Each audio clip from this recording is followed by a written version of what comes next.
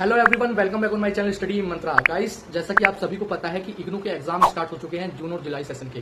और यदि आप इग्नू से अपना post graduation in English subject में जो है कर रहे हैं, इंग्लिश में कर रहे हैं, और आपका subject code MEG05, MEG07, MEG10 और MEG14, यदि आपके ये सब्जेक्ट कोड हैं तो प्लीज इस चैनल को सब्सक्राइब कर लो। ये आपके इन एग्जाम्स को क्लियर करवाने में बहुत हेल्प करेगा।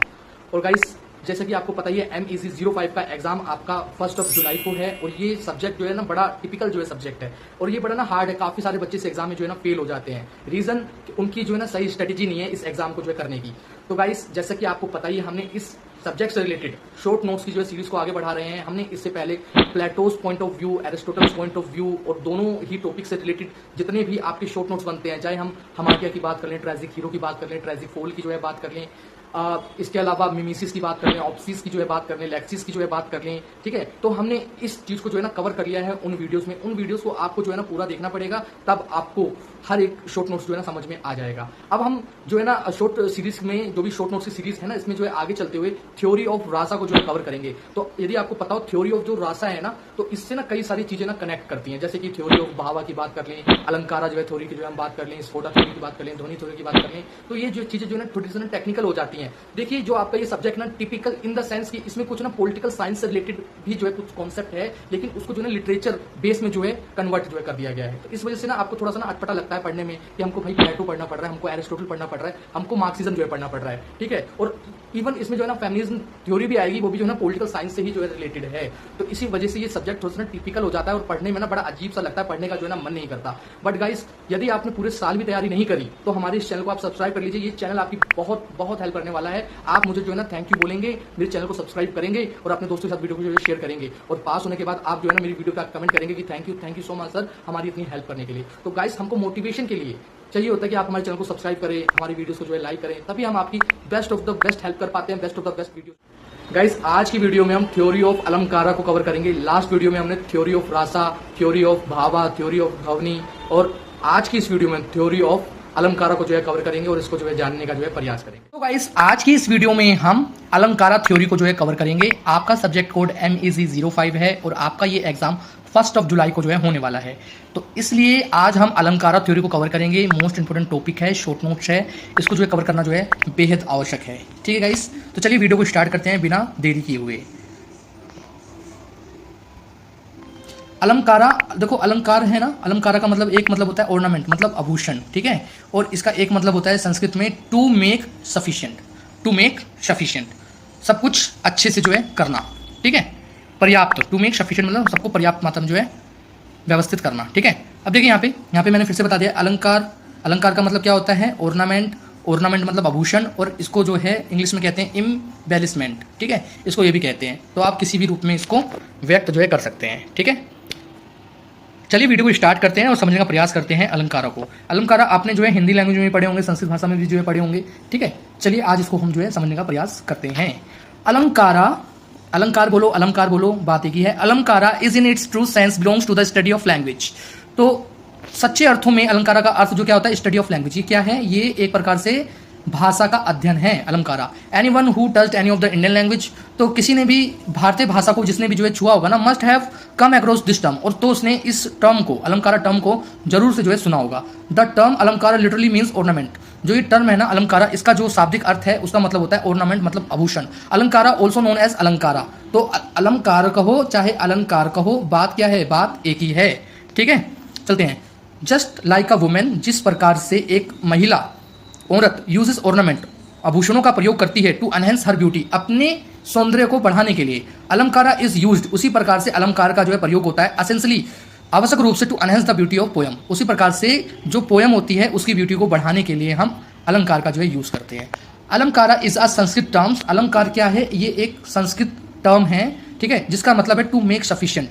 टू मेक सफिशिएंट मतलब टू मेक पर्याप्त बनाना, सही बनाना, ठीक है ना, एक तरह से बैलेंस बनाना, एक तरह से पोयम में, ठीक है ना, सौंदर्यात्मकता जो है प्रदान करनी है, तो to make sufficient. And is used to refer to ornamentation, decoration और ब्यूटिफिकेशन ऑफ वर्ड्स इन पोइट्री। तो मैंने बस वही वाली बात बताई ना आपको सरल शब्दों में, इट इज यूज्ड, तो ये यूज होता है टू रिफर, टू रिफर के ऑर्नामेंटेशन, सजावट के लिए, डेकोरेशन, ठीक है ना, आभूषणों के लिए, डेकोरेशन सजावट के लिए, और ब्यूटिफिकेशन सौंदर्यात्मकता के लिए, किसके लिए, ऑफ वर्ड्स, शब्दों के, शब्दों को सजाना, शब्दों का काव्यात्मक सौंदर्यात्मक जो है बनाना, उनको जो है ना डेकोरेट करना, ठीक है, इन पोएट्री, कविता में। द चीफ प्रोपोनेंट ऑफ अलंकार प्रस्थाना, ठीक है ना, तो जो इसके चीफ परपोनेंट्स हैं वो क्या, अलंकार प्रस्थाना आर वामना, उद्भता एंड रुद्रता। तो ये जो है ना इसके चीफ परपोनेंट्स हैं जिन्होंने अलंकार प्रस्थाना के बारे में जो है ना बताया है, इन्हीं को जो है इनको माना जाता है। देखो भामा का जो याद रखना, वामना का जो याद रखना, उद्भता को याद रखना और रुद्रता को याद रखना बहुत ज़्यादा इंपॉर्टेंट है, ठीक है। अकॉर्डिंग टू द रिट्रोरिक, देखो रिट्रोरिक का मतलब क्या है, अलंकार सही है, ठीक है। According to the rhetoric is the root of poetry, without it poetry is devoid of beauty. बिना अलंकार के जो है क्या होता है, पोयम की जो सौंदर्यात्मक चीजें होती है ना उसको जो है अनदेखा कर दिया जाता है। Dandin agree that rhetorical device gave beauty of poetry. तो इनका मानना है कि जो अलंकारात्मक जो डिवाइसेस है ना वो क्या करते हैं, पोएट्री को ना मतलब खूबसूरत जो है बनाते हैं। इट मेक्स पोएट्री एक्सेप्टेबल, और ये पोएट्री को जो है ना एक्सेप्टेबल बनाते हैं, स्वीकारात्मक बनाते हैं, एंड एंजॉयबल, आनंदात्मक बनाते हैं। And the alankaras are various figure of speech. जो अलंकार होता है वो क्या होता है, अलग अलग प्रकार की फिगर ऑफ स्पीच उसमें जो है यूज की जाती है। भरत मुनि फिर से आ गए। भरत मुनि का जो नाट्यशास्त्र है इज द अर्लीस्ट होगा यहाँ पे, earliest work on alankara after Natyashastra. The earliest work on alankara are the Kavyadarsha. तो देखो यहाँ पे सबसे पहला जो वर्क था ना अलंकार के ऊपर वो नाट्यशास्त्र को हम मान सकते हैं, और उसके बाद जो है अलंकारा का जो सबसे अच्छा वर्क है वो है काव्य दर्शा ऑफ दांडीन। ये किसका जो है, काव्य दर्शा किसका, ये दांडीन का जो है लिखा हुआ है। एंड काव्य अलंकारा ऑफ भामा एंड रुद्रता, भामा और रुद्रता का काव्य अलंकार है, इसको भी जो आपको ध्यान रखना है। Both of them belong to the 7th century. दोनों को दोनों कौन से सेंचुरी से बिलोंग करते हैं, 7th सेंचुरी से। कौन कौन, भामा और रुद्रता, ठीक है, 7th century AD। Dandin has defined the classified kavya more elaborately then भावा। तो भावा से भी बहुत ज़्यादा जो अच्छे तरीके से डिफाइन किया है वो डांडीन ने किया है, क्लासिफाइड किया है काव्य को, और इलेबोरेटली जो इसको बताने का भी जो है प्रयास किया है। काव्य अलंकारा इज आ संस्कृत वर्क। काव्य अलंकारा क्या है, एक संस्कृत वर्क है, संस्कृत रचना है ऑन पोइटिक्स, काव्य पे, रिटन बाय 2 डिफरेंट ऑथर्स, जिसको 2 अलग अलग ऑथर्स ने लिखा है, भामा और रुद्रता। अब हम भामा की बात करते हैं। भामा कौन थे, ये आपका जो है जानना जरूरी है। Bhama a Sanskrit poet from around the 7th century. तो ये 7th सेंचुरी की जो है ना एक संस्कृत कवि थे। He wrote kavya alankara which explores poetic aesthetic and figures. जो क्या करती है काव्य अलंकारा ना, पोएटिक्स को, काव्यात्मक चीजों को जो दर्शाती है, और उसमें जो अलंकारों का यूज है ना उसको भी जो दर्शाती है। The work emphasize the importance of प्रतिभा इन पोएट्री कंपोजिशन। और ये जोर देती है किस पे, प्रतिभा पे जो है जोर देती है। अब रुद्रता की बात करते हैं। रुद्रता इज आ कश्मीरी पोइट। ये कौन थे, कश्मीरी पोइट थे एंड लिटरेरी थ्योरिस्ट, एक सिद्धांतकार भी थे अराउंड द 9th सेंचुरी, 9वीं शताब्दी के आसपास। He also wrote kavya अलंकारा। इन्होंने भी काव्य अलंकारा को जो है लिखा in the first quarter of 9th century, ठीक है।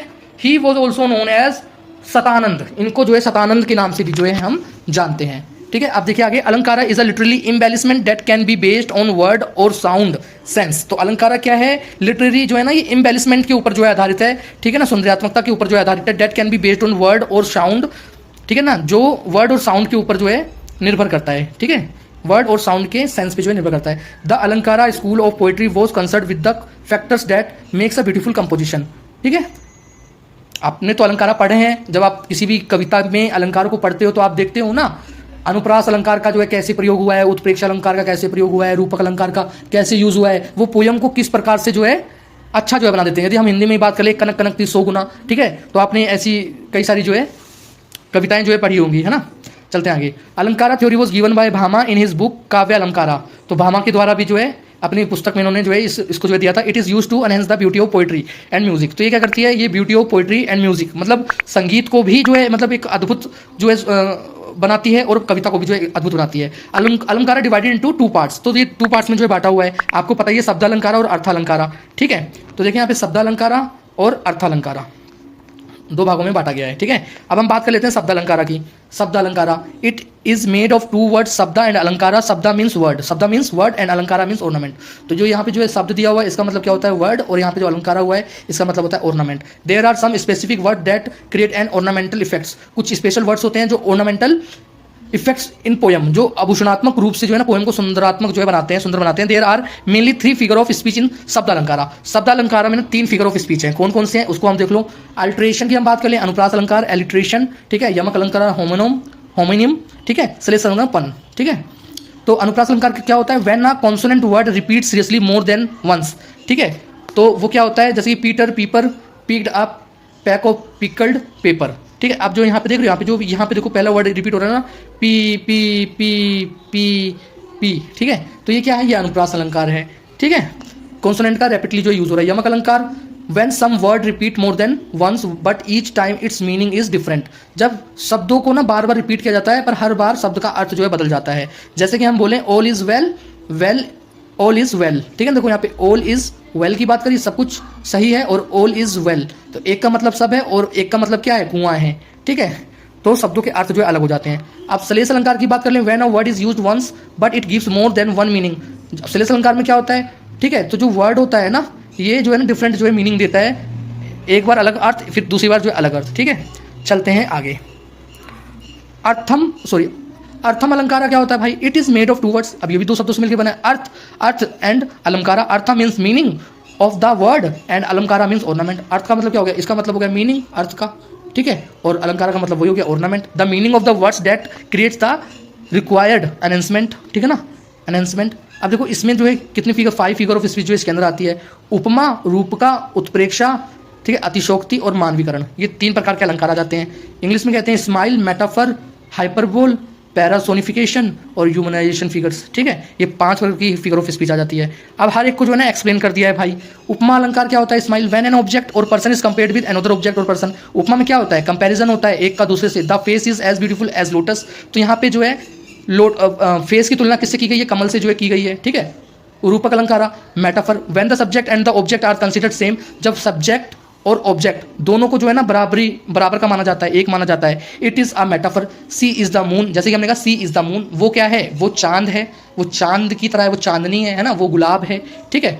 तो यहाँ पे दोनों को जो है क्या हुआ, ऑब्जेक्ट को ही, सी को ही मून मान लिया, ठीक है। चलिए आगे चलते हैं। उत्प्रेक्षा अलंकार को जो है देख लेते हैं। उत्प्रेक्षा अलंकार, hyperbole, when an object or a person imagine as another object or person, it is called उत्प्रेक्षा अलंकार। He is an intense as the wind, ठीक है ना, एज द विंड, ठीक है ना। तो यहाँ पे भी जो है ना उत्प्रेक्षा हो रही है, हाइपरबोल हो रहा है, ठीक है ना।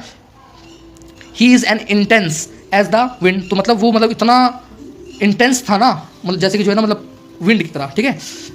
अतिशोक्ति मतलब personification, when something is said in a very exaggerated manner, ठीक है ना, मतलब कुछ भी बढ़ा चढ़ा कर जो है बताना। Then it is a figure of speech called hyperbole, ठीक है। एग्जांपल दे दिया, across the ocean in one go, ठीक है ना, cross the ocean in one go, मतलब उसे समुद्र को भैया एक ही बार में जो है पार कर दिया, ठीक है, ये बढ़ा चढ़ा कर बताना। मानवीकरण अलंकार आ गया भैया, मानवीकरण अलंकार देख लो। Personification is when an inanimate object और creature is given human actions और emotions, the sun is smiling, ठीक है। तो ये मानवीकरण कर दिया। मानवीकरण कैसे कर दिया, जो सूरज है ना वो हंस रहा है, तो सूरज थोड़ी ना हंसता है भाई, लेकिन मानवीकरण कर दिया, जैसे इंसान हंसता है सूरज हंस रहा है, ठीक है। According to Bhamaha, alankara is a essential element of poetry. Bhamaha कहते हैं कि जो अलंकार है ना वो एसेंशियल एलिमेंट ऑफ पोइट्री है, and it consist of the striking manner of putting striking idea in an quality striking word, ठीक है ना। तो ये क्या होता है, ये स्ट्राइकिंग मैनर में पुटिंग अ स्ट्राइकिंग आइडिया और इक्वली स्ट्राइकिंग वर्ड, ये इस प्रकार से इसका जो यूज होता है। According to the Anandavardhana's view in Dhvanyaloka, अब धवन्यलोका में जो है आनंद वर्धना ने क्या बताया है, आनंद वर्धना ने बताया that alankara are those elements with depends upon word and meaning minister to the generation of poetic charm, also certifies that the creative use of language in literature, ठीक है। कंक्लूजन आपको सबको मिला के लिखना है। Alankara is considered an essential component of Indian literature and used by writers and poets to create works to create beautiful and meaning. Indian aesthetics has had a significant impact on art and culture not only in India but also in other parts of world, ठीक है, सही बात है। According to Anand Vardhana, sound is the soul of poetry. They do not consider rhetoric to be superficial aspect of poetry but something inseparable from it. He argued that rhetoric makes poetry more enjoyable but it is not its soul, ठीक है। A good poetry or true poetry is something more than the words, ठीक है, सही बात है। जो एक अच्छी कविता होती है वो शब्दों से कहीं अधिक महत्वपूर्ण होती है, कहीं अधिक अच्छी जो है होती है। आई होप गाइस आपको थ्योरी ऑफ अलंकारा जो है समझ में आई होगी। मैंने आपको एज इट इज अच्छे से समझाने का जो है प्रयास किया है, एक एक पॉइंट को अच्छे से क्लियर किया है, एक एक पॉइंट को जो है इसके अंदर मैंने कवर किया है। गाइस यदि आपको हमारा ये वीडियो पसंद आता है तो प्लीज़ हमारे वीडियो को लाइक करिए, चैनल को सब्सक्राइब करिए, अपने दोस्तों के साथ शेयर कर दीजिए। मिलते हैं गाइस नेक्स्ट वीडियो में। Thank you so much.